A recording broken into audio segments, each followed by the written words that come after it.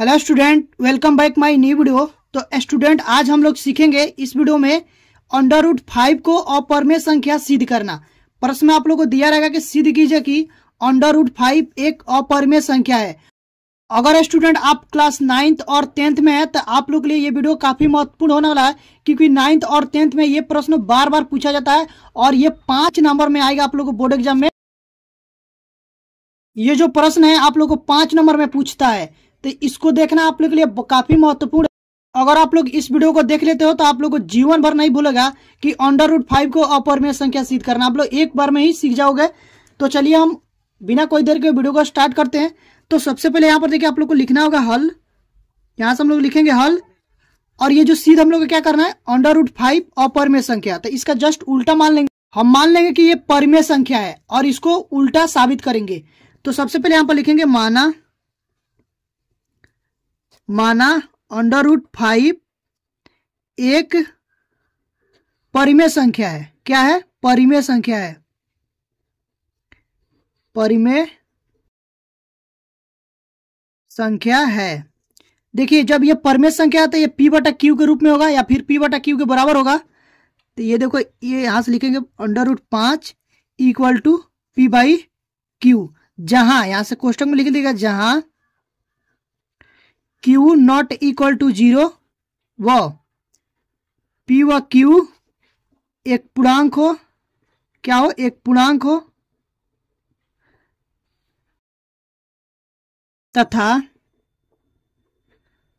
P व Q का जब हम HCF निकालें तो कितना आना चाहिए? 1 आना चाहिए। अगर इस कंडीशन को ये फॉलो करता है तो फिर ये परिमेय संख्या हो जाएगा। अगर नहीं करेगा तो ये अपरिमेय संख्या होगा। तो चलिए हम देखते हैं ये इसको करता है कि नहीं करता है। तो यहां से लिखेंगे कुछ नहीं तो 1, और इसको तिरछा तिरछी गुणा कराएंगे। तो जब तिरछा तिरछी गुणा करेंगे तो यहां से हो जाएगा P और ये हो जाएगा √5Q। ठीक है ना। उसके बाद देखिए इसको दोनों पक्षों में हम लोग वर्ग करेंगे। तो यहां से लिखेंगे दोनों तरफ लिख सकते हैं या फिर दोनों पक्षों में। दोनों तरफ वर्ग करने पर तो जब दोनों तरफ वर्ग करेंगे तो यहां से हो जाएगा P का वर्ग बराबर यहां से √5 और Q का वर्ग। अब देखिए P का वर्ग करेंगे तो हो जाएगा P² और √5 का वर्ग करेंगे ना तो अंडर हट जाएगा, बाकी सिर्फ बचेगा 5। Q का वर्ग करेंगे तो Q² हो जाएगा। ठीक है, और इसको मान लेंगे समीकरण नंबर 1। अब देखिए यहां पर ये जो P² है ना, ये 5 से विभाजित है।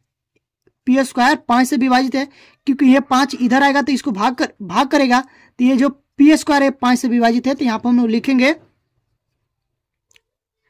चूंकि P² 5 से विभाजित है, 5 से विभाजित है, इसलिए P भी 5 से विभाजित होगा। 5 से विभाजित होगा। अब देखिए कैसे, यहां से मैं आप लोगों को समझा रहा हूं। जैसे कि मान लीजिए कि यहां पर 5 है, 5 का वर्ग कितना होगा? 25 हो गया। 25 हुआ ना। तो ये जो 25 है ये 5 से भी तो भाग जाएगा, ये 5 से कट जाएगा ना। अगर मान लीजिए यहाँ पर 5 है तो वो भी तो 5 से कटेगा। तो कहने का मतलब यही हुआ कि P² जब 5 से विभाजित है तो P भी 5 से विभाजित होगा। जैसे कि मान लो यहाँ पर मैं 5 का वर्ग लिखा ना, तो इसके जगह हम लोग क्या मान लेंगे, जैसे P का वर्ग। तो P का जो वर्ग P² है वो 5 से विभाजित हो रहा है, तो यहाँ पर P भी तो 5 से विभाजित होगा। तो यही चीज यहाँ पर लोग यहाँ पर लिखेंगे। ठीक है ना। तो इतना समझ गए। उसके बाद देखिए, आई होप कि ये स्टेप आप लोग को समझ में आ गया होगा।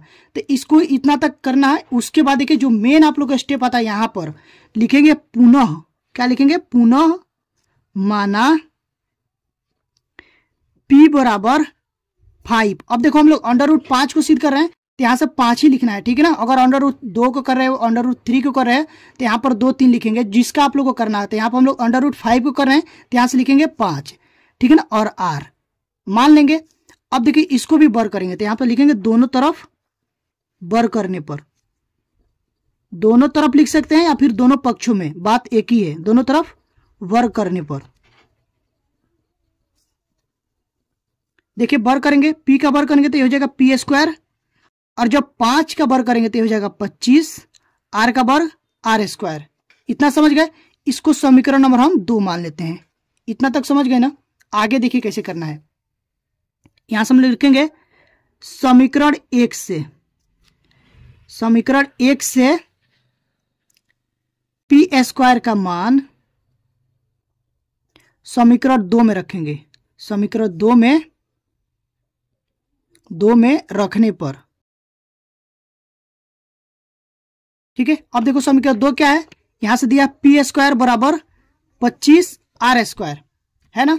तो अब देखो पी स्क्वायर का मान क्या कितना है, यहां पर देखो पी स्क्वायर का मान है 5q स्क्वायर, तो वो यहां पर हम लोग उठाकर लाकर रख देंगे। तो यहां से हो जाएगा 5q स्क्वायर बराबर यहां से हो जाएगा 25 r स्क्वायर। अब देखिए यहां पर 5 गुणे में है, इस साइड आएगा ना, बराबर के इस साइड आएगा तो ये भागे में हो जाएगा। तो यहां से हो जाएगा q स्क्वायर बराबर 25 r स्क्वायर बटे 5। तो इसको काटेंगे, 5 कम 5 50 25। तो यहां से हो जाएगा q स्क्वायर बराबर 5, ठीक है, 5 r स्क्वायर। अब देखिए यहां पर हम लोग देखते हैं ये जो q स्क्वायर है ना, ये 5 से विभाजित हो रहा है, क्योंकि इधर 5 गुणे में, इधर क्या हो जाएगा भगे में हो जाएगा, तो इसको विभाजित करेगा। तो ये जो 5 है वो q स्क्वायर, जो q स्क्वायर वो 5 से विभाजित हो रहा है, तो वो चीज यहां पर पुनः हम लोग लिखेंगे कि q स्क्वायर 5 से विभाजित है, 5 से विभाजित है,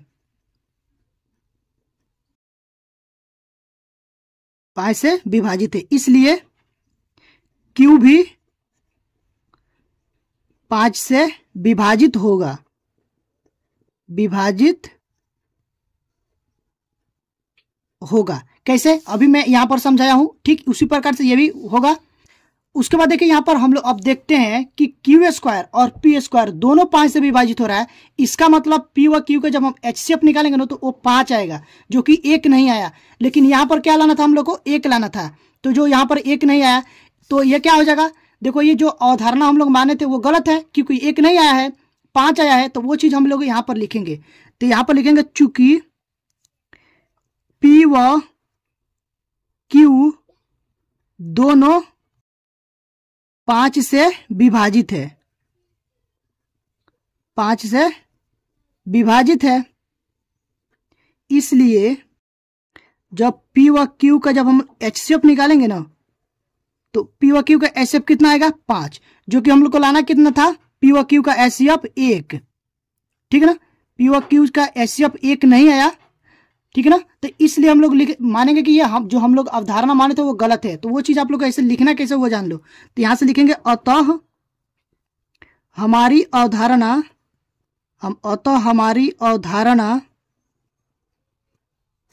गलत है,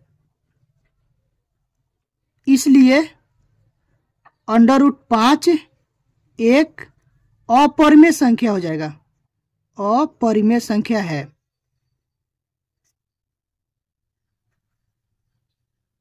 ठीक है, और यहां पर लिख देंगे हैंस प्रूफ। तो इस तरह से हम लोग को प्रूफ करना है। एक बार मैं आप लोग को रिवाइज करा दे रहा हूं, देखो कैसे करना है। सबसे पहले तो आप लोग क्या करिएगा, मान लीजिएगा इसको उल्टा मान लीजिएगा कि ये परिमेय संख्या है। जब ये परिमेय संख्या है तो ये p बटा q के रूप में होगा, जहां q नॉट इक्वल टू 0, और जो p व q होगा एक पूर्णांक होगा। अब p व q का जब हम लोग HCF निकालेंगे वो 1 आना चाहिए। अगर इस कंडीशन को वो फॉलो करता है तो ये परिमेय संख्या होगा, अगर इसको नहीं करता है तो ये अपरिमेय संख्या होगा। तो इसको हम लोग हल करें, देखो हल किए, ठीक है ना। तो यहाँ पर हम लोग देखें कि p व q दोनों 5 से विभाजित हो रहा है। तो जब दोनों 5 से विभाजित हो रहा है तो इसका मतलब HCF 5 आएगा, जो कि 1 लाना था हम लोग को, 1 नहीं आया, इसलिए हमारी जो अवधारणा थी वो गलत थी। तो क्या हो जाएगा? √5 अपरिमेय संख्या हो जाएगा। तो इस तरह से आप लोगों को प्रूफ करना है, और नीचे आप लोग हैंस प्रूफ लिख देना है। तो आई होप कि आप लोगों को समझ में आ गया होगा। तो यार वीडियो को लाइक करिएगा, और हमारे चैनल पर पहली बार विजिट किए हैं तो चैनल को सब्सक्राइब करके बेल आइकन को प्रेस कर दीजिएगा, ताकि जो भी वीडियो डालूं उसका नोटिफिकेशन आप लोग पास तुरंत पहुंचे और आप लोग तैयारी अच्छे से हो पाए। एक चीज और मैं बता दे रहा हूं, देखिए जो बच्चे 2026 में बोर्ड एग्जाम देने वाले हैं तो उनके लिए ये चैनल काफी महत्वपूर्ण है, क्योंकि हर विषय की यूपी बोर्ड की इस पर तैयारी कराई जा रही है। तो इसको आप लोग सब्सक्राइब करके रख लीजिए और नोटिफिकेशन की घंटी को ऑन कर दीजिएगा, ताकि जो भी वीडियो डाला जाए उसका नोटिफिकेशन तुरंत पहुंचे। ठीक है स्टूडेंट, तो अभी के लिए बस इतना ही, मिलते हैं इसी तरह की नेक्स्ट वीडियो में। तब तक के लिए थैंक यू फॉर वॉचिंग।